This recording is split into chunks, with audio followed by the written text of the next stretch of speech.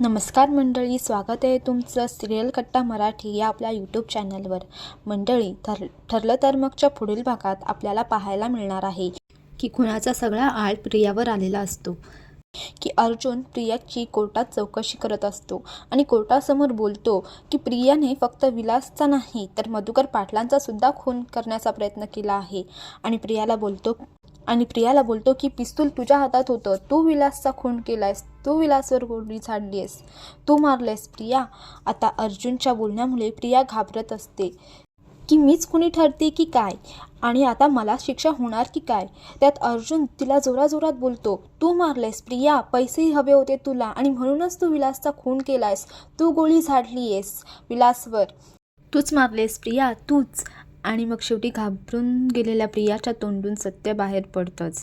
प्रियासुद्धा घाबरून रडत बोलते, नाही नाही नाही, गोळी मी नाही झाडली, गोळी साक्षीने झाडली, माझ्या डोळ्यांनी बघितलंय मी. अखेरीस प्रिया आणि साक्षीचा दोघींचाही खरा चेहरा सर्वांसमोर येतो.